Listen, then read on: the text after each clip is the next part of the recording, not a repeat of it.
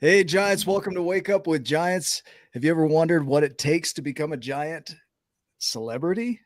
We got a show for you. Maybe. This is the beauty of technology. I guess.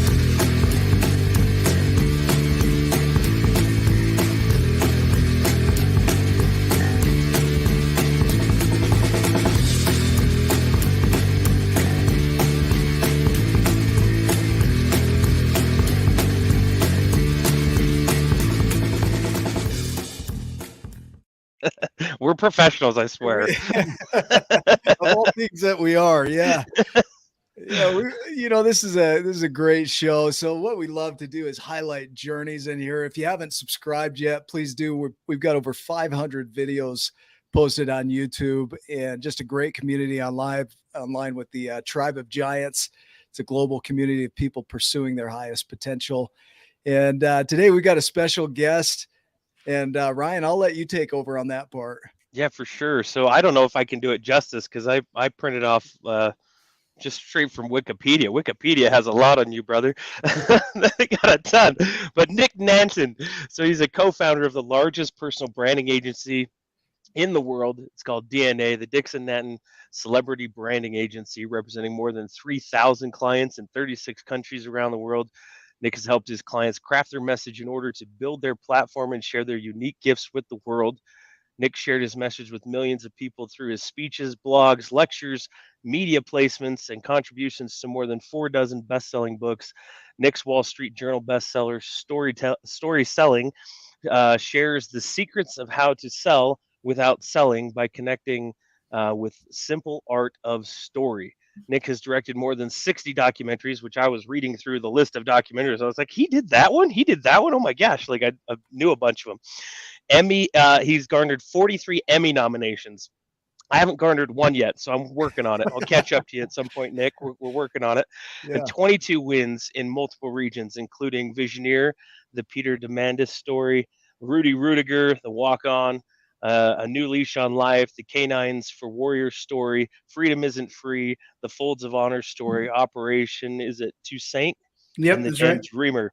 And I was looking through, and there's a ton of them that are not listed in that are just absolutely incredible.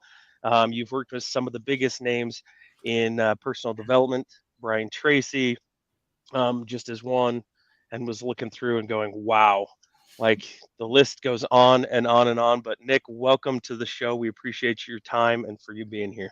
Oh, thanks for having me, man. I'm excited to see what we talk about. Yeah, we're going to dive down a rabbit hole of some form. So we want to go back in time to where this all began for you. I was reading on your profile how there was one event with J.W. Dix where you got fired and then became business partners. You can start there, or you can go all the way back to development and childhood and what life was like growing up. I'll let you choose on that. Yeah, so all that's a seminal moment for sure. I think also just a thing to bring it all, probably we'll bring it full circle at some point. Especially with the theme of your show.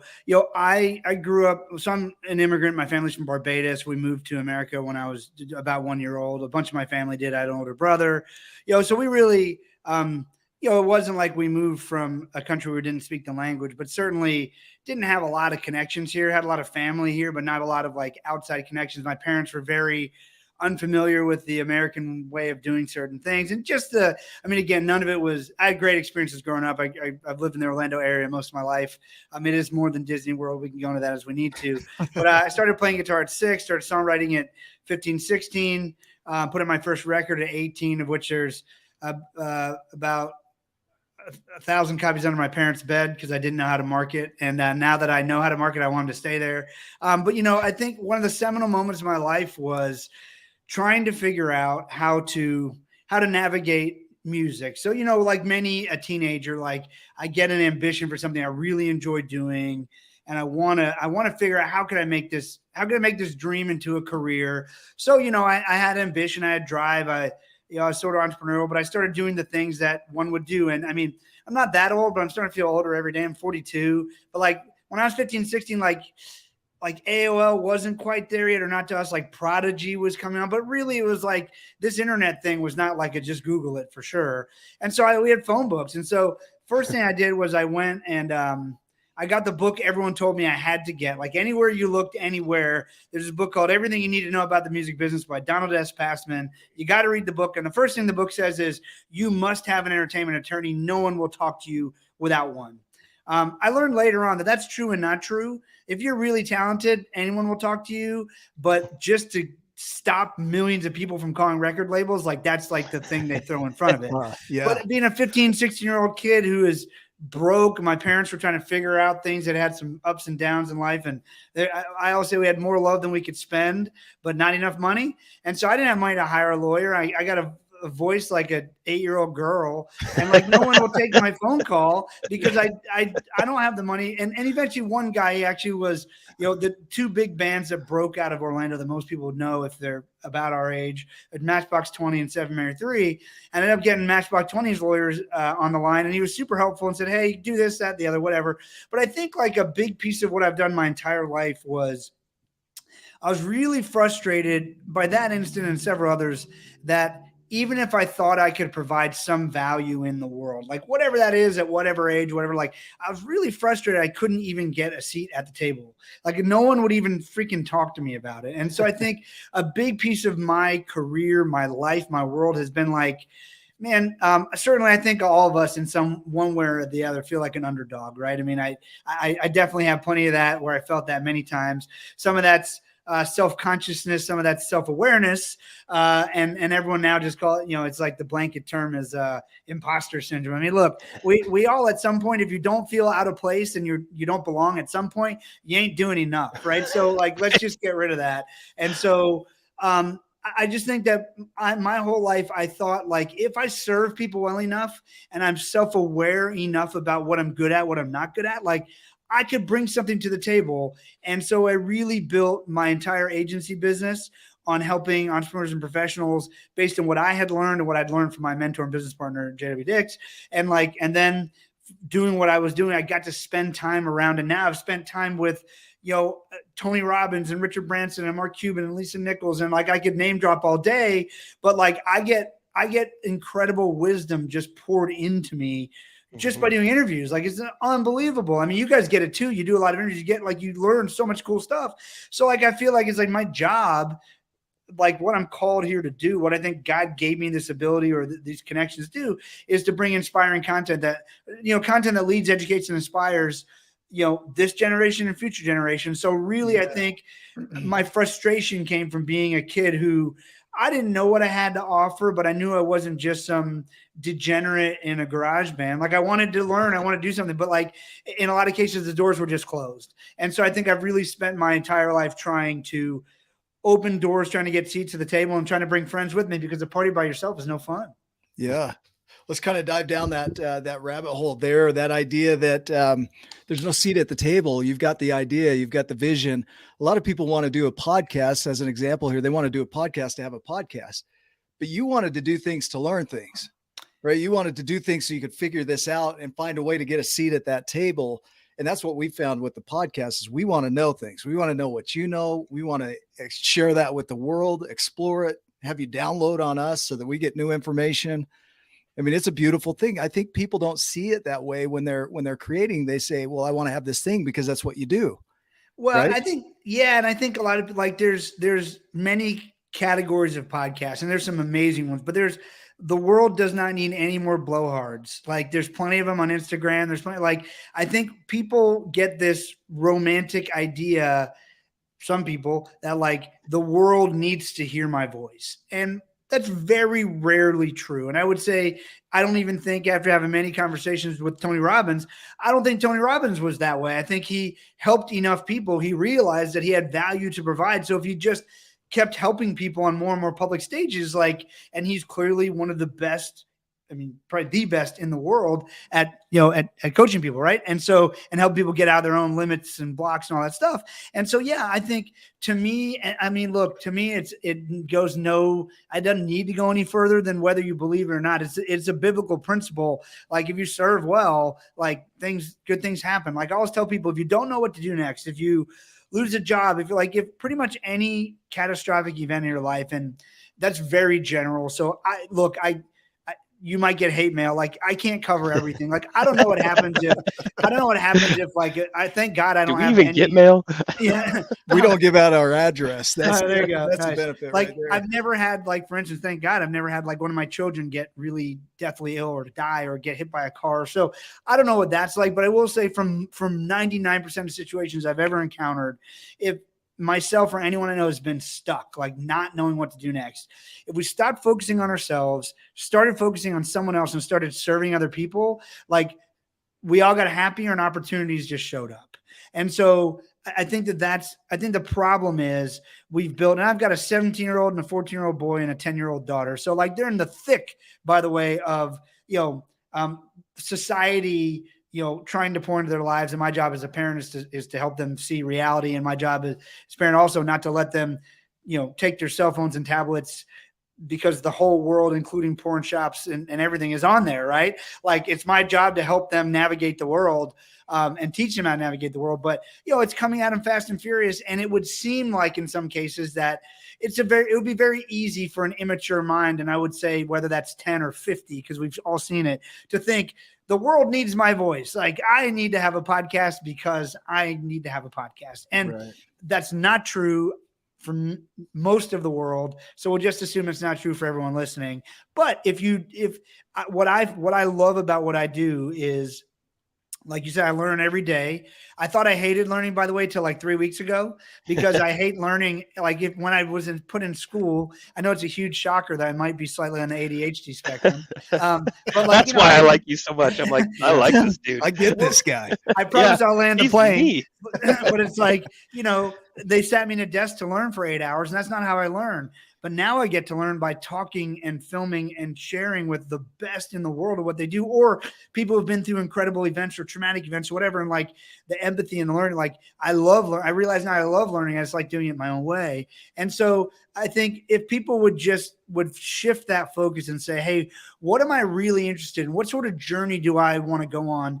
And maybe if I were to let other people in on it, maybe there's an audience for that too. And to me, by the way, I think there's way too much emphasis put on numbers. It's like, if any documentary I do stops one person from doing something really stupid, or from committing suicide, or helps them get out of depression, or helps them get out of a toxic relationship, or not get trafficked, or like whatever it is, like, that's enough. Like, let's get back down to humans instead of numbers. I don't know. Yeah, that's big. When we shifted in the Tribe of Giants, we used to want to celebrate the big numbers as people would come in, and we went to a church baptism of a friend of ours.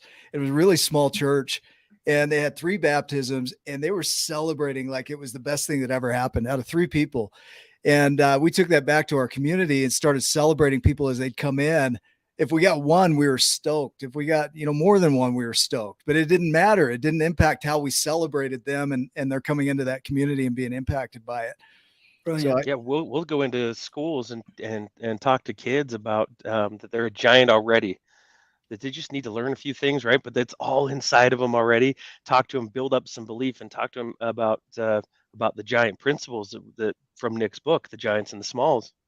And man, you'll see a change in one kid that's off to the side, that's not paying attention, that's not listening, or that feels disconnected. Walk over and talk to the kid, and just breathe a little bit of life into that kid. By the end, they're participating, they're excited about life again. And that feeling right there is everything. I would do everything I've done for free just for that. Totally. And the funniest thing when you look at it because we've all grown up from being kids, like, the thing, first of all, as a young kid, like, well, from 0 to 5, we're super unique. And then they sort of beat it out of us from 5 to 18 or 22 or whatever, however long you stay in school. It's still going on, man. I'm getting a beat. 41. Yeah. But when you're there, like, you want to fit in, like, like middle school probably being the worst, where like, please don't say my name. Please don't say my name. And then you realize in life, and I'm sure you guys have learned too, like, the thing that made you different is what your greatest gift is. It's typically, though, your greatest gifts are closest to your greatest wounds, because when you're really gifted to something and you don't understand it and you try to hide from it, or you share it and the world's not ready for it, or they all want you to fit in, like, it can often hurt, right? You can often be like, I often tell a story about a 3rd grade teacher who told me I was so stupid in front of the class. And, I know for a fact, she doesn't remember that at all. like she sees my mom in the grocery store all the time. Like, how's Nick doing? He's always one of my favorites. And I'm always like that, it's like, but I had to realize too, that like, perhaps that was a great gift, because while no kid deserves that, I would be lying. I mean, I remember it now. So like I said, when I won my first few Emmys, like I want to ship her a box of Emmys and show how stupid I am. So clearly it was enough in my brain that it affected me, whether I wanted to admit it or not. But maybe that was a great blessing. Maybe it drove me to not be Nick lazy. Nanton's dark side. Yeah. You get a box of Emmys. Yeah, you're in trouble if you get a box of Emmys. So Yeah. I think that I love the thing about kids, and I love encouraging kids to understand what makes you different is what's going to drive you through your entire life. And let's start talking about it. Reveal it as you want to, but like whatever you're most uncomfortable about, because it's why you're most different, is why you're here. Well, let me ask you this. So did you ever have hard times? Did you ever have dark emotions and heavy emotions about yourself? So I don't know what like clinical anxiety or depression is like, but I think like any kid, I mean, I had plenty of heartbreaks. I've had plenty of moments where I've had knots in my stomach for sometimes hours, sometimes days, sometimes weeks. Even in the entrepreneurial world, being responsible for crews and people and their lives and their families, and COVID hits and you got a staff of, doesn't matter how many, you have lives and your stomach's going, what do I do? So yeah, a lot of that, I think, thankfully, like I said, I still haven't, my parents live like 20 minutes away. We see them like 3 times a week. They help with the kids all the time. And like my parents did a really great job of helping me understand like a lot of really important life stuff, like being self-aware, but you can accomplish anything you want in life if you work hard enough and you help enough other people. And I was secure. I mean, certainly there were times I thought they're the biggest idiots on earth, like any teenager would, right? But I don't know what someone does. Like, I don't know. I have no bearing to tell anyone what it would be like to be not loved at home, to feel like I don't know, like you're going to get abused or beaten or something like that. But other than that, like, so I had a really firm foundation, but man, I've had plenty of ups and downs. I mean, I had one of the biggest celebrities in the world who I wanted to put on Broadway because he told me it was the last thing he wanted to do. And he connected me with his nephew to cut the deal. And his nephew basically said, essentially, this is like 4 or 5 years ago now, like, you're either one of the smartest people I've ever talked to or one of the biggest hucksters. And I've met an awful lot of smart people. So we decided not to do the deal. I ended up putting Ruettiger on Broadway. We sold out. It was awesome. Sold out in 43 minutes. And the other guy who I wanted to put on Broadway, unfortunately, he got too old and died. But his, like, it cut me to the bone, being like a guy who's like just sharing with him. I was trying to help his uncle, and the guy he could give a rat's ass about a guy like me. I was like, and that's okay, but he was mean. He was just mean. I was like, man, I don't deserve that. What do you do with that? There's been plenty of times like that. And I've had plenty of times where I've had $8 in the bank account. I've had so many, like, I've learned now, like, how small my faith has been in many cases. And again, you'll hear me talk about it a lot. I mean, I don't know. I would have terrible anxiety if I didn't have deep faith in Jesus. Like, I would be a hotter mess than I am. But like so I've had plenty of dark times. I've had moments over the last couple of years I didn't know where the money was coming from to pay everybody on Friday. But I've just been as honest as I could with everybody, and thankfully made it through. And another friend of mine says, you just gotta hang on till the next miracle comes. Like, that's all life's about. Like, just hang on tight enough till the next miracle hits. Yeah. And I've tried to do the best I can to not make dumb decisions, but man, sometimes COVID, great example. Sometimes just happen. There's nothing you can do about it. And so how do you lead through those moments? And to me, if it wasn't for really great foundational upbringing, and a lot of people poured into me in my life and mentors, and then just trying to serve others well, and my faith, I would be as lost as I think a lot of other people were. Yeah. I hear your pattern inside of that is you have something to believe in, something that gives you purpose in life, something to hold on to when it gets really hard. You've got that to hold on to. That could be anything for anybody. If they're not religious, that could be something else, right? Yep. But you have something that anchors you into this world, and then you serve people. So when it gets really hard, you make sure that, one, you're communicating that, hey, we might be going through some stuff. I just want you to know so that we're all on the same page here, and that might impact you. And let's talk that through as well. So there's communication and honesty about what's going on. And then you serve people where you can. You go out there in the world and you start creating an impact where you are. And with the emotion, so when you get into that space of uncertainty and not knowing what's coming next or when your next miracle is going to show up or whatever that looks like, what do you do to kind of self-soothe, to keep yourself checked in, to keep going? Does that make sense? Yeah. I mean, I think one of the first thing is you cannot be creative in a state of scarcity. Not going to happen. You will never solve a great problem being in a state of scarcity. So you have to find a way to get to a state of abundance and gratitude, right? And so for me, one thing that I always stop to do is I stop and think about the fact, and I'm thankful for the fact, like I've had some close calls. I've been in some crazy places around the world, in Iraq and Haiti and Colombia and all this. I mean, and I've always had a bed to sleep in and I've never gone really hungry. I mean, there's times I'd love a snack right now, but there's times I had to eat ramen noodles like everybody else and all that stuff. Right. But I've really never been like, I've really always been taken care of.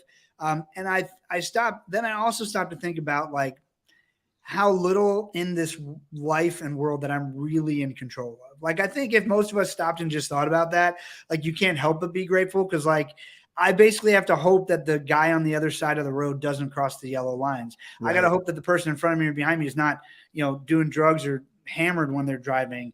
I got to hope that the engineer who put these beams in the roof here in my studio, did it okay so it doesn't fall on my head. I mean, these are sort of simple, stupid examples, but like there's so much. I was brought to America. I'm thankfully still here, but like I didn't have, and most of us don't have any, none of us have any control over where we're born, what kind of parents we're born to, what kind of people we meet along the way. I mean, there's so much that's out of your control. So I think when I surrender is when I'm able to be thankful for like, man, what has happened in my life has been incredible. And let's celebrate those things. Let me get back to a state of gratitude. Let me now try to think clearly about like, what I might want to do next. I do a lot of work, and I'll drop a lot of names only because I like giving credit where it's due. It's not for any other reason, but I do a lot of work with Dan Sullivan. Dan's top entrepreneur coach in the world, runs Strategic Coach. And Dan has a concept called the gap in the game. And the gap is when you're standing here sort of depressed, looking at like where you are right now, but you're not where you want to be. Like there's a distinct gap. And I think for all of us, it exists. Like I'm here, but I have some level of frustration that I'm not there. And some days it gets out of hand frustration. And he says, that's a state of scarcity. And you're never going to solve that problem, never going to build that bridge in a state of scarcity. So what he encourages is to turn around and look where you came from and look at all the gains you've made since you started. And that'll help you get into a state of gratitude and abundance so that you can then, stop being a little baby and get back to just taking the steps you need to take to get to where you want to get to, because, it's a winding road. Look, I mean, life, we all get frustrated that life is like this and like this and like this and like this and like this. But if you look at an EKG, if you ever go to the hospital, like this means you're alive. When it does this, you're in trouble. And if it does this, you're screwed. So like, just take heart in the fact that we were created for ups and downs, and literally there's no ups without the downs. And as much as you hate them when they're happening, I've really tried to become more conscious and more aware of like, let me, what is the gift for me inside of this? And whether or not I'm in control or not, if I act as if Jack Canfield, Chicken Soup for the Soul, and success principle number 1, act as if you are responsible. Even if I'm not, if you act as if you're responsible, you at least give yourself some semblance of responsibility and then control of the situation. Even what's out of your control, you go, what could I have done differently? What could I do differently? Let me start making moves. Let me start taking the next step. I mean, that's the way I get out of it. And a lot of that's just, I've been brainwashed enough by enough smart people that I can find the great in anything, Yeah. We do a concept called the 12 journeys. So we have 12 journeys coaching where we talk about these root foundational principles that are all internal work. If you think about a tree grows its brain in the ground. In humans, we carry our brain out, above ground. But inside of that, if your brain's not right, if you're not in that space of seeing the abundance, the gratitude, the feeling good, then it's really hard to create from that. So as part of our foundation, we look at the unconsciousness, the automatic things that we do, the things we do without thinking, and then waking up to that and getting out of the judgments and moving through the grief and moving toward gratitude and acceptance of life as it is, because we often just reject life as it is. We don't want it to be what it is, but it is what it is. So regardless of how much we reject it, it is what it is. And so what you're offering here is like building the bridge. You can't build a bridge without resources. So if you're coming from scarcity, you're looking ahead at that bridge you've got to build and you've got nothing left, then like you're saying, that looking back at where you've come shows you that you've got a lot left in you. I mean, it becomes that foundation to where you start being that person. You start creating the resources from who you're being rather than what you're doing. Does that make sense? It makes 100% sense. And I totally agree. Yeah. And so when you go to create something, when you handle all that internal stuff, like the gratitude, like you're talking about, that forgiveness work, that accepting what is, the realizing the surrender, right? As one of the journeys that we teach is surrender, the rendering over to something higher than yourself. And it's not the vision necessarily, it's the pathway. It's not that you give up on your dream and surrender that. It's you just surrender how it comes about, like Steve Jobs says. And so have you noticed that when you have a vision or a creation, like you are stepping wherever you need to step, not necessarily where you thought you might go?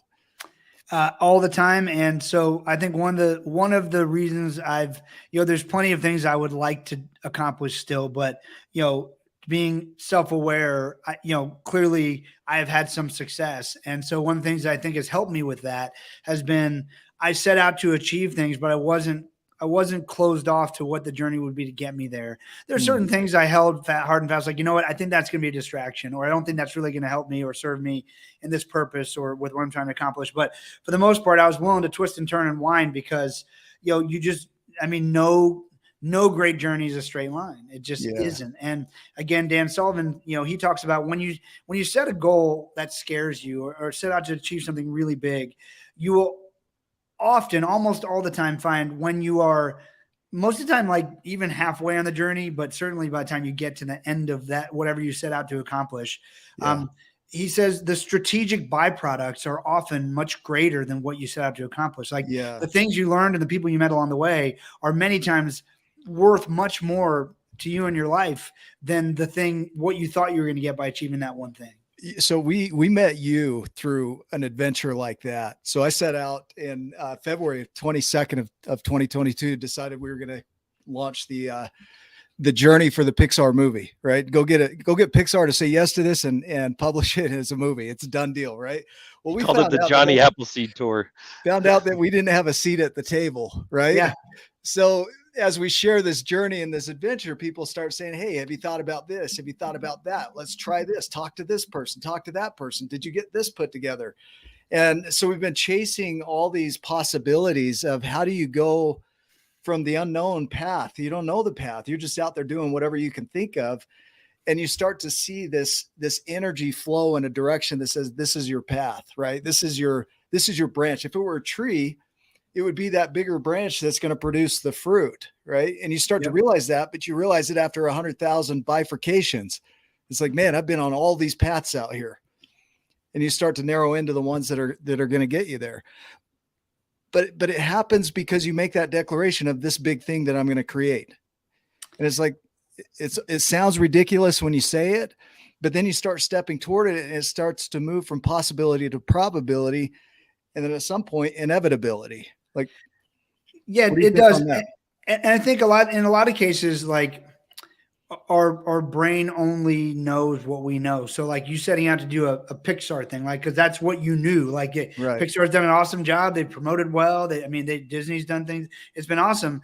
But like at the end of the day, being willing to admit, but I also don't know what I don't know. Maybe there's very likely some new studio coming up that this would be much better for, and it'd reach more people. But you do have to start somewhere. And as a bunch of people have said it, I don't know who to credit it to, but success leaves clues. And so one of the ways that I always look at it is, well, first of all, there's almost always, now with YouTube and podcasts, there's almost always an interview with somebody who made, who found success, and you could listen to that and perhaps connect with them through that. Or there's almost always a book, and you can, and then at the end of the day, it's really about, look, nothing great ever happens by yourself. It's just the way it is. I'm like painfully aware of what I'm not good at with film and documentaries and stuff. Like I'm not very good at most of it, which is probably why it's been the easiest thing I've ever done in my life, because I just hired the people who are great at it, that are good people and great at what they do. It's like, wow, this is so easy.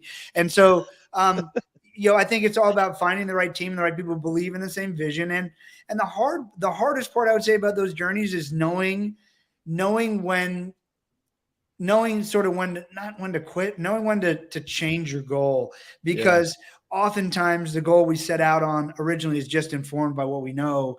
Right. And at some point we may have to set a new goal or set out to set a new goal, because it's just not going, what we're trying to do is just not going to work the way we want it to, or maybe we'll come back to it later. I mean, that's happened. I was in music, got out of music, and now I've got, a major art, my second major artist cutting a song for one of my documentaries. I do a ton of work in Nashville. I work now with all like Grammy nominated people, Grammy winners, and people who've got a ton of awards. But I had to like sort of put music aside for a while. And then I found my way back into it when I was writing again with really great writers I've written my whole life, and songwriters, and I wasn't putting songs in my own documentaries. I thought it'd be cheesy.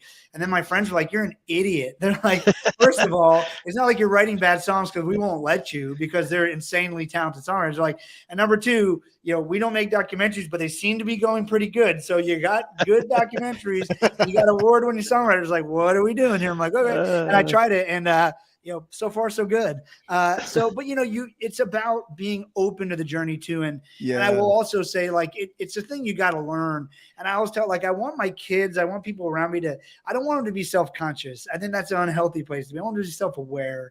And so that's a really hard thing to learn. It's just like learning to fail in what you're not great at is the only way to figure that out. But I think like that's key, like figuring out who could help me with this, or who could give me really good advice. But then also, like, Jack Canfield, again, Chicken Soup for the Soul, he says, he gave me an example, like Walt Disney said, if you can dream it, you can do it. Well, that's true, but that's also sort of trite, cliche. You've heard a ton of times. He's like, no. If you've been given a dream, like, you were given it for a reason. You may not have the skill set right now. You may not have the resources. You may not be the person you need to be. You may not have the team you need to accomplish that. But if that goal is really given to you and it's bothering you time after time after time, like, do not be mistaken, that dream is for you. Now, you got to be careful with it, because you might share with a lot of people who poo-poo on it, right? But that dream wasn't given to them.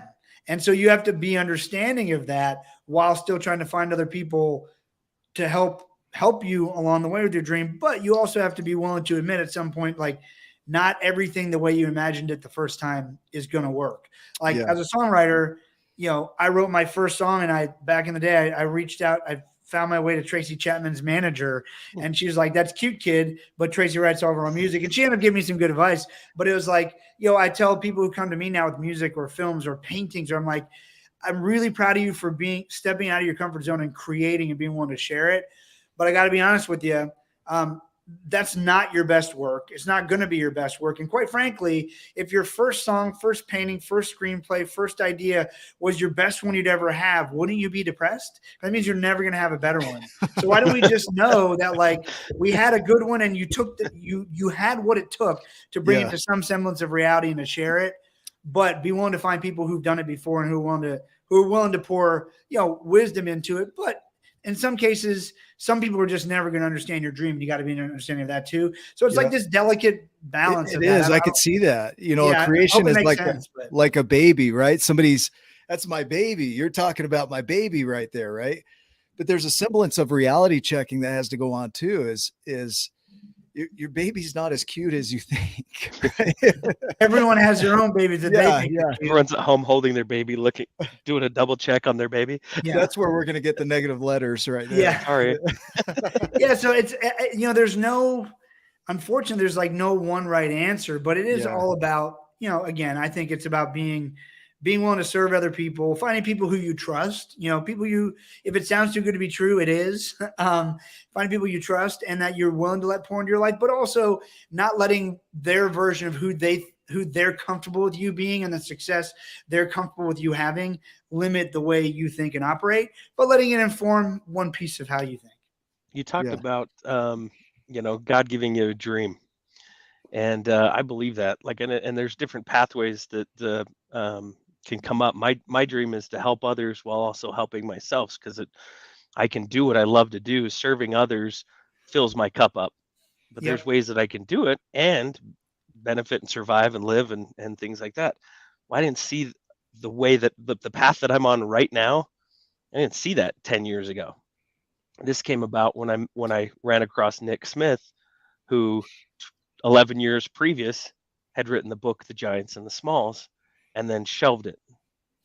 And I saw it on a computer screen at an RV dealership when we were working at the same place. And I wanted to introduce myself because I'm a people person. Nick's more of an introvert. He never said hi, even though he walked past my desk 100 times. So I walked over. I was like, what the crap, man? You never say hi. I'm Ryan. Nice to meet you. What's your name? Blah, blah, blah. We'd start talking. What do you do? And he shares, well, he didn't say, I'm a finance manager, which that's what he did. He said, I'm an author and I'm a coach. And I was like, wow. He's like, I write children's books. You want to see it? Yeah. And his dream and his vision, the book that he wrote, facilitated like a passion that I have to help other people. And so that kind of came about in a way that I never ever expected it to happen. And now we've been able to do some pretty amazing things. We've got a network and we've got tons of people that are now spreading the message with us and being able to share, and grow in that vision and that dream. It's pretty cool. But it's like you say, we couldn't have seen where we are today from where we started. There's no way. Like, the vision that we have today is different from the vision we started with. And some things that we thought were visions have dropped off. They've fallen off, which is what you're describing here. What I keep hearing in all of these interviews is there's no easy path. There's paths. It's like going into the forest and pick your favorite tree. They all look the same, right? They're all bifurcated, branched, gnarly. Which one's your favorite? It really doesn't matter. Like, they're all successful in their own right. And it comes from those small steps daily, just being willing to step into the unknown, the uncertainty, and trust it. And trust that, like you said, that the path's going to appear. Yeah. One thing I have not checked it, so someone can fact check me, but it makes a lot of sense to me. Yeah. Someone just told me, Dan Sullivan, I was with him in Chicago yesterday, and he was telling a story about how trees, every tree that you see out of the ground, its root system is at least as big, if not bigger. Yeah. And so it's really interesting when you think about all the work that's being done behind the scenes or underground in that case to get to a successful tree, whatever that looks like. Like, it's not easy. Like, there's a lot of work that goes into all that a lot of people don't see. And a lot of people, I think, get discouraged by the fact that things aren't as quick or as easy as they think they are, because they don't see what goes on behind the scenes. Right. I mean, I've been doing some version of what I've been doing, like you, your whole life. And at some point, you get asked to do a podcast and it reaches someone else. But before that person didn't know who you were at all. And it's like, dude, I've been here the whole time doing the same thing, one way or the other. I've been the same person, hopefully. Right. So. The idea of the tree, that behind the scenes, the underground, the heavy work that we all have to do inside so that we can be the person that can do the things. I see so many people that they go to all these programs, they get all these books, they watch all these videos, but they don't do any of that internal work. They're just waiting for that thing that you can just put on and it will solve everything. It's like, I'll just put this on and I'm good to go. But then all that underlying stuff comes up and they can't use that system. It's like two salespeople. Is that like waiting to be TikTok famous or something like that, or win the lottery type stuff? Well, I'm talentless, but I don't have big breasts, so I'm not too good in that department. I'll tell you this too, by seeing behind the scenes of many YouTubers, TikTokers, Instagrammers of today, very rarely is that, sometimes someone might have a viral fluke, like, they do something or film something, it just goes viral. But any sustainable success in that world is extremely calculated. Like, that is a job I would not want, quite frankly. I mean, you have to do certain things at certain times with certain algorithms are like it. So by no means should anyone think that is luck or happenstance. Like, one could be like one viral video, but man, like the amount of work like a guy like a Mr. Beast does or either the Paul brothers, I mean, it is an absolute machine. Yeah. I have a friend that runs a YouTube channel with 12 million subscribers, and it is a system. It's a system and it's a machine, right? And so, and it takes a lot of effort. So there's an entire company around it. So I see that, you know, you have this hope that your video will take off, but I often see that it doesn't. But I love to create the content anyway. And so that's where it comes, like you say, serving that one person. If I can serve one person, then I'm good. Yep. I'm golden with that. Create the impact there. What, to take it off course a little bit, what gets you out of bed, Nick? What is your, because I mean, 40 some odd nomination, was it 43? Yeah, Soon to be 44, 45. I don't like 46. being objectified. Someone's going to get a box of Emmys, you know, like, I mean, you've accomplished some stuff, dude. Like I'm ran out of printer paper. Like you've accomplished some things. So you hit a pinnacle, you hit a mountaintop, and then you look up and is there another mountain? Like what gets Nick out of bed in the morning? I mean, so a couple of things.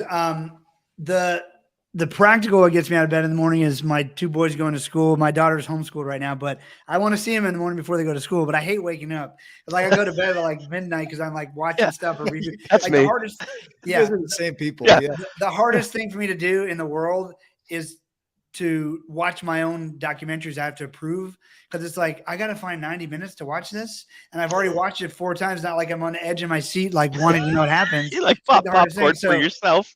Yeah, so like a lot of times it's like just doing it when everyone's in bed or whatever. So I'm like, all right, I'll do this, whatever.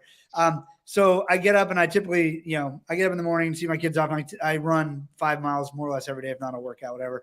But like, so that's what literally gets me out of bed. And also I figured out that there's, I didn't ever like coffee, but I have found a Cinnamon Toast Crunch creamer and Rice Krispie Treat creamer. Those are a thing. So just those also make my morning a little better. Life changers. Yeah.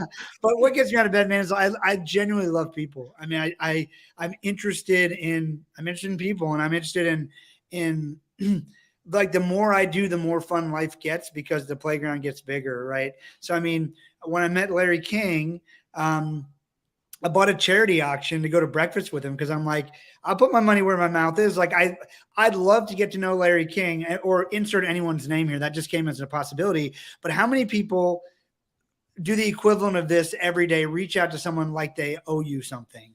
I'm like, nobody owes me anything. And Larry King didn't know me from Adam. So I bought a charity breakfast and I went and met with him. He's like, Nick, first of all, I appreciate you coming here. I know it says a one-on-one meeting with me, but here's the thing. I've been having breakfast at this same place for 50 years, and all my friends are coming whether I tell them not to come or not to come. So we got about 45 minutes before they get here. So you're welcome to stay as long as you want, but I know you paid good money to meet with me. You must have a reason. So let's get that out of the way and stay as long as you want. So like Henry Winkler shows up, like, it's insane. Yes. But I like said, look, Larry, a couple things. Number one, I bet you got some great stories. I would just love to hear your stories. Number two, I do a lot of interviews. You've done more than anyone I know of. Like, I'd love to learn from you. And then number three, you don't know anything about me, but man, maybe there's an opportunity for us to do some work together. And he's like, okay, where do you want to start? And so I did that, and I ended up working a relationship with him. And long story short, he became my business partner on my docuseries on Amazon before he passed away. And it's like, it was a total blessing, but I knew by that time, like it was hit or miss, but I was willing to invest some time just to meet him and get the story and all that stuff. And maybe there's an opportunity beyond that, but I was willing to invest in myself and the charity he was interested in. That all worked out. And, it's just, but then every time I've done that, it's opened up like bigger doors to where I'll be honest, this documentary I'm doing right now, Dick Vitale's life story for ESPN. I first went to ESPN a few years ago, and quite frankly, I think I got someone low down the totem pole, didn't get it, whatever. They're like, we love Dick, but we got plenty of him on our airwaves, not real interested. And then a couple months ago, I get a call. They're like, hey, about that Dickie V documentary, like, what's it going to take? And so, and they've been great to work with so far. And so we're working through that. But it was doing that documentary. Dickie, I met him when I did Rudy Ruettiger's documentary, and I met Dick and said, hey man, I'd love to tell your story. So like every like interaction leads to new and interesting people that I'm like fascinated by, who, they're the best in the world at what they do. Like, I know I could learn something from them. And then when they introduce you to people, like all of a sudden I'm getting texts from, like, a few weeks ago, I had a text from Dickie V, and on the text is him and me and Shaq and Charles Barkley. I'm like, did I just get on the Mount Rushmore of basketball and not know how did I get here? I'm getting texts from Kenny Chesney. I'm getting texts from Chris Fowler. It's like all of a sudden I'm in. Like for whatever reason, finally, it's no longer a, hey, do you mind if it's like, hey, Nick's gonna, hey, you get, and so that, you know, and so that to me has been amazing. Like as a kid who really wanted in that world, like not because I wanted to be famous for no reason, but like I was fascinated by people who had a mastery of what they did, musicians and songwriters and everything. Like all of a sudden to get to spend time with those people and like to learn from them. And I also know I'm only been invited in because I can provide value. And the moment I stop providing value, they're going to ghost me, stop answering, whatever else. So like, I got to keep bringing value to the table. And I've learned too, like I never go ask for a favor, like out of the blue. Like I could ask for a favor if a kid's fighting cancer, like people are human, but like, if I want to ask Kenny Chesney for something, like I better have a really good, like it better be very valuable for him to even pay attention. And I know that. So it's sort of learning that, you know, value is what you bring first. And it's been so it gets me out of the bed because I'm like, well, who might I meet tomorrow?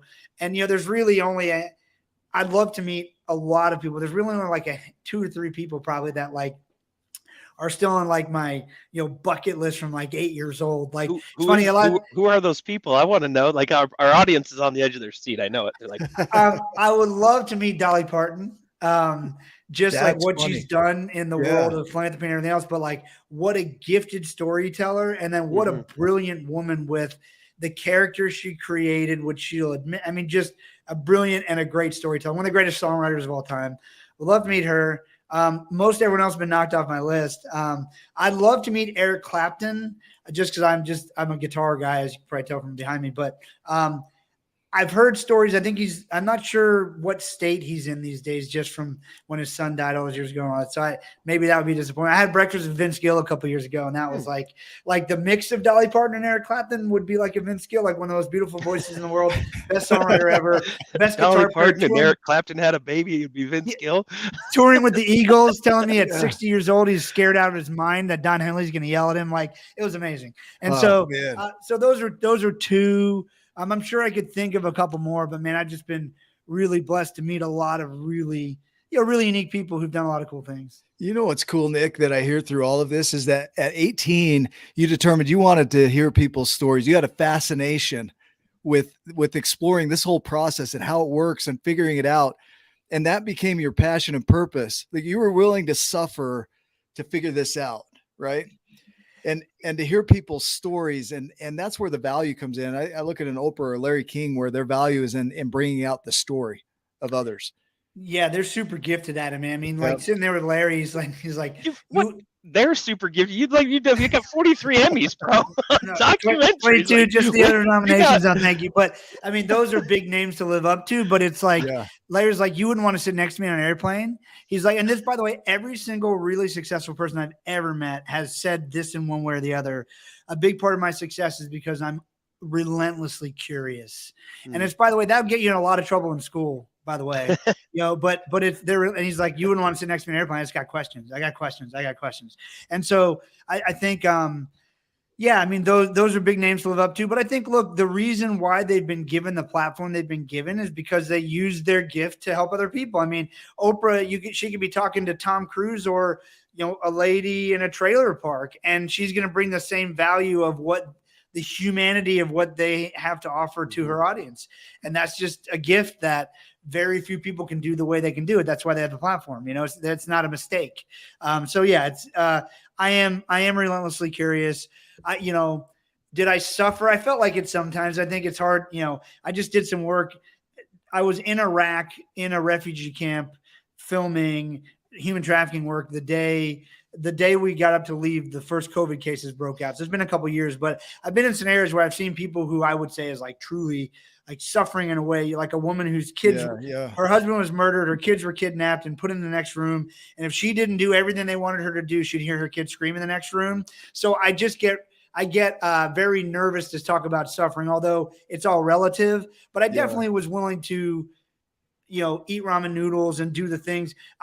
My mission personally was strong enough to do the hard stuff sometimes, right? And I think that's really where we got it. I think my advice to everybody is like, figure out what's really driving you and what your real goal is and what your real mission is. Because if whatever you're trying to accomplish is not to the core missional, you'll quit out of basic humanity taking over, because you'll be like, you know what?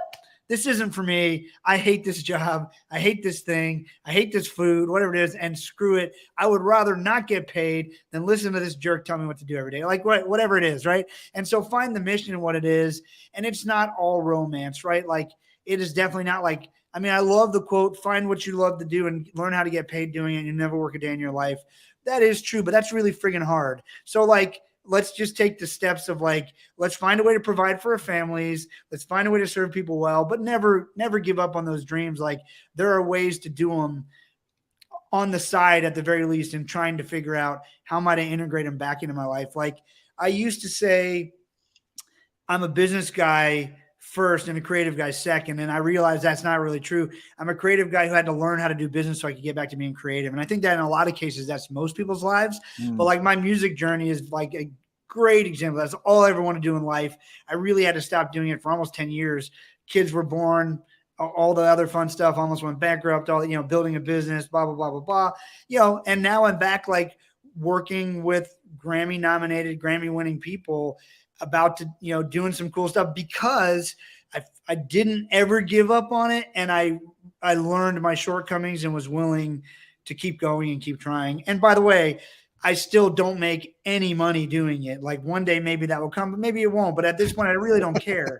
That's not why I do it. I like want to prove to the 6-year-old version of me that I can do this some one way or the other. And the other thing, and I'll shut up, is like in so many music circles, because don't music shut is up, so man. fleeting. Like success in music is so fleeting. Like I'm in so many songwrites in places in Nashville and other places, like 13-year-old version me would be so pumped to be in the room with this guy right now. But like they're nobody now, basically. But they had like a 10 million selling album. But like, you know, now they live, you know, in an apartment because success left them. They're still super talented, but success left them.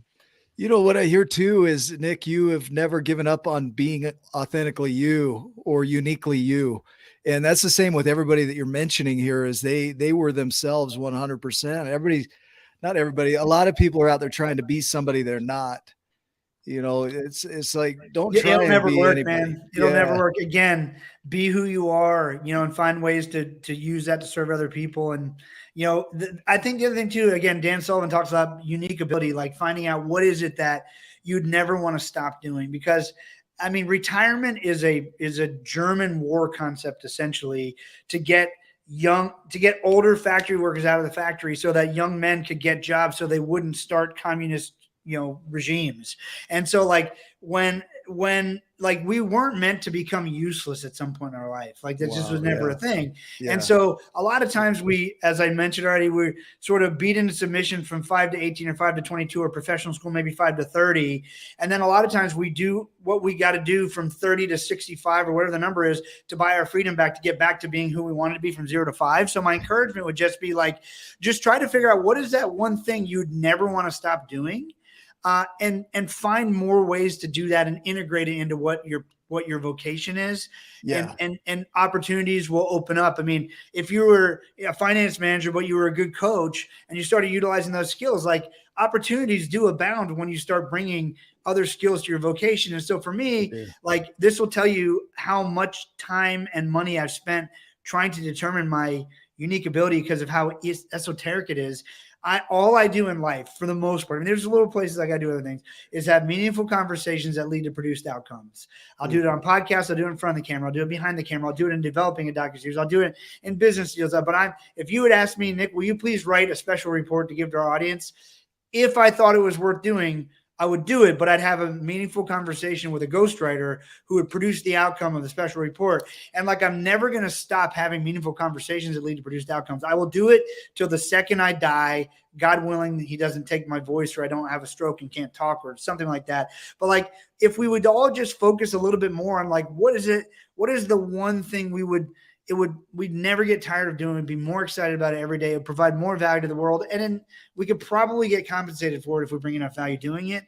Like, I think that's the conversation we should be having. So for anybody who's trying to figure that out, the only way to start is by trying to remove the things that you hate. Like the things that cause you the most friction. It's like remodeling a kitchen. You replace those countertops because you hate them, and all of a sudden those cabinets don't look quite as good as they did before. And then you paint the cabinets and you realize, oh, the flooring doesn't go. And then before you know it, you're remodeling the living room, the rest of the house. Trust me, my wife does this all the time. No, and I do too. I like good design. But firsthand experience here. This is an eyewitness. Yeah, but just start with the things that cause you the most friction. But I would just say, try within your current circumstances, unless they're abusive or unless you're in the wrong place.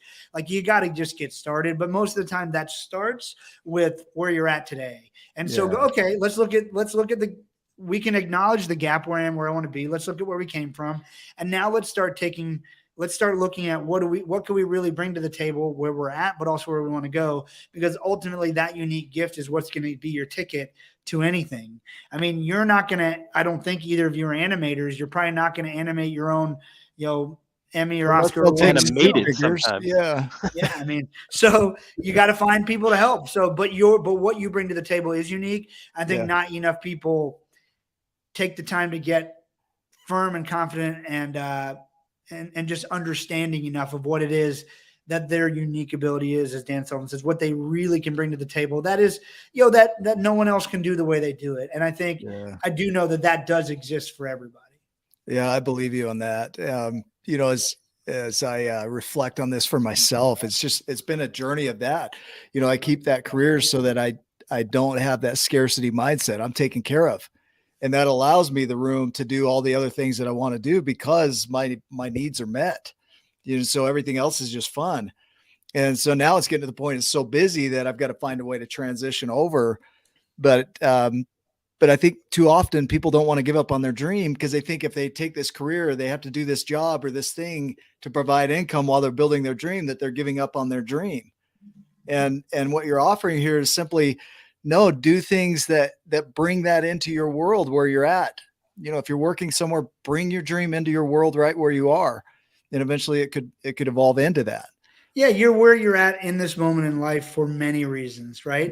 And some of his decisions you made along the way. And by the way, your journey is what will inform your future. I mean, there's painful parts and there's happy parts, but you are uniquely you. You are the only person in the world who's had that journey, and it means something. And I think most people don't take the time to honor that journey. So I oftentimes tell people to divide your life up into 3 distinct periods of time. It doesn't really matter. It's what's important to you. But I'd say most people would say sort of like adolescence to maybe graduating high school, then maybe college, and then maybe career or college and early career. And then the last 10 years or having kids or whatever it is. And write down 5 to 10 positive and negative events that you remember, and you remember them for a reason. And those inform who you are. And if you just acknowledge those, you could get past them and move on. And they'll actually probably giving you a gift to help a lot of other people who are going through similar pluses and minuses there. Most people don't do that. The other thing is, our greatest gifts, we completely just don't acknowledge them at all, because I mean, Michael Jordan probably woke up and was like, you mean everyone can't dunk from the free throw line? That's nothing. But the things that come the easiest to us are our greatest gifts, and we completely just write them off because we don't really understand how anyone could not have that. Right. So trying to figure out what those things are and acknowledging those things and not being cocky about them, because in most cases you're born with it, or you were given a set of circumstances that really helped you hone it, and you've probably done the hard work too, but you're where you're at for a reason. So let's look at that and what is my greatest gift, my greatest skill. And I think the way to learn to build any bridges, we're talking about bridges from where you are to where you want to be, is learning how to use your greatest gift in any situation. So wherever you're at right now is your proving ground. If you become immensely valuable as a janitor, they're not going to leave you cleaning the worst bathrooms. You're going to then get moved to the highest client's house. You're going to become a manager. You're going to learn how to use your greatest gifts and then jump ship when it makes sense, and there's nothing, in most cases, nothing wrong with trying to continue to work on your passion on the side. I mean, it's just smart. I mean, I would be a fool to tell you to stop everything you're doing right now and just focus on your passion, because that's not very practical. And it usually will end up in some pretty painful experiences. And I think we've all experienced that at one time or another. Yeah. Until your passion takes over and you do what you got to do, and by the way, I'm still not making documentaries full time for all my income. I'm not. Yeah. And now maybe I need to let go of some of the other stuff I'm doing and just do that. But again, just as an example, I mean, I'm still building and running, and I mean, I have a team now, a branding agency that does, it allowed me to make irresponsible films. Like, it allowed me to make irresponsible financial decisions because no one was going to hire me to make the film I wanted to make. So I had to make enough money somewhere else and find the money, And so some of my goal is to have something that allows me to do irresponsible projects. I mean, we're doing it anyway. We print books and then we give them away. It's like, what the hell kind of company you guys running over there? But it works. I promise that will work out. I made my first 7 figures in business by giving away 1,000 books. Yeah. Wow. That's amazing. Yeah, Nick, this has been phenomenal. Is there, if we could ask you one more question, this is what we ask everybody on the show. If you could share one piece of wisdom that you could carry with you through time. So if you went back in time to a point where you could just share this with yourself, what piece of wisdom would you share that you would carry forward? Oh man, so much. I would just say, I think, there are going to be ups and downs. Learn what you're supposed to learn out of both of them, because if you miss that opportunity, it really was just a crappy time, like a super painful time. So, and at the end of the day, I people make fun of me for saying, I say it all the time now, it's all going to work out because it has to. There's no other way it can work out. Like, it's going to work out. It's going to work out the way it's supposed to because it has to. Like, so just surrender that and just enjoy the ride and be good to people, and it'll all work out. And, you're never going to make it. So I just wrote with my favorite songwriter in the world, is a good friend of mine, and I'm Jeremy Bussey. If you want to hear a song that'll blow your mind, he wrote a song called "Girl Going Nowhere" by an artist named Ashley McBride. And if you watch the Grand Ole Opry performance of it, it will make you cry. But we wrote a song recently called "Beautiful Hell." And it's all about talking. It's about life. Like, you could be winning an Emmy and not know where your next project or next meal is going to come from, and have, because it's for something you did in the past. You could be at the most successful point in your life, but you have a sick child, or you're sick. Life is literally just this tension point. It's a beautiful hell. And like, one of the lines in it is like, and I tell him when he makes it, he'll still wonder if he will. And that hole inside him never does get filled. And it's like, to me, that's probably the best advice I could give. It's like, it is the journey. Just freaking enjoy it, That's the hardest advice to take, but it's the advice that I'd love it if my younger self would take it. Yeah, that's incredible. I like who you be, man. You are definitely a giant. It's like your way of being. You're living it. You're doing it. You're showing other people how to do it. You're holding space for them to do it. I think it's incredible.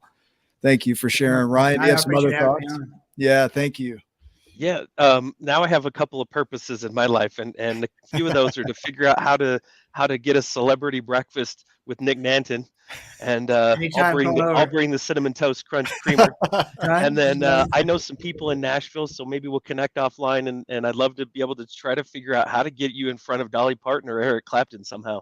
Really? I've got friends that know people in the music industry, and I know you're very well connected, but I've got a few, and they're probably connected to her somehow, some way, or they know people. So. I haven't ever asked anybody because I think I'm maybe a little nervous to do it too. Yeah, I'll ask for you because I want to meet her too. So yeah, done. I'm doing a literacy documentary, which I actually have a good excuse to interview her. So we'll try together. Those are my new purposes in life, is to somehow figure that out, because I'd love to pick your brain some more. Thank you. I'm sure that there's I'm gonna go down the YouTube. I told you before the show, like I was going down a very long YouTube path, just listening to your stuff, and very, very useful. Nick's right. Who you be, you're a giant. You're an amazing man. It's very evident in who you're being. And so appreciate your contribution to the world, and thanks for taking the time for us, because like, we're not like major news studio here or something, like something like that yet. Hey man, we all get where we get. I told you that story about not getting a seat at the table. I will always make time for someone who's reasonable. I have many people who've been unreasonable, like, you should do this thing for no, I shouldn't.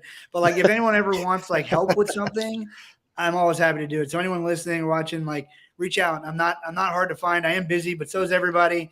And if there's something that I can be of help with, that's practical, or if you want advice on something, I'm happy to give you at least my 2 cents as I can. and thanks for having me on. I appreciate you guys doing what you're doing. I know Yeah. it takes a lot to keep doing it because success is not overnight, but you're doing good stuff. And I firmly believe in what you're doing. We'll be in Florida in September. We're doing it's called Upgrade Your Life Tour, where because of what we've been doing, we've been invited to speak with Les Brown and Tom Ziegler and Kevin Sorbo and Steve Krivda, Tony Schmaltz, Laban Dishford. Like there's some massive people in the self-help, I'm going to call it self-help industry. And so we'll be down that direction in Panama City Beach. I don't know where you're at down there, but that's an 8-hour drive from my house. Florida's a big state. Florida's bigger than you'd think. You're 832 miles from point to point if you go down the Keys. But because I want to write a song about Florida, some Florida guys called 832 miles, but that's a long story. So I did look it up. But dude, let me know when you're around. I'm happy to get together anytime. And where's home for you guys? Utah, Salt Lake City. Utah. I'll be in Salt Lake City next week and the week after. What? So, well, we need to get some dinner, some breakfast. Let's do breakfast. There's some good places here. We'll figure it out. I'm filming, but we can definitely find time. So let's. Is Harry Winkler coming too? That's all I want to know. Not this time. Maybe next time. So hit me up. Thank you guys for having me, and we'll talk soon. You're welcome. For those that are watching, thanks for being on. Keep doing what you're doing. We love you. We'll see you in the next episode. Love you too.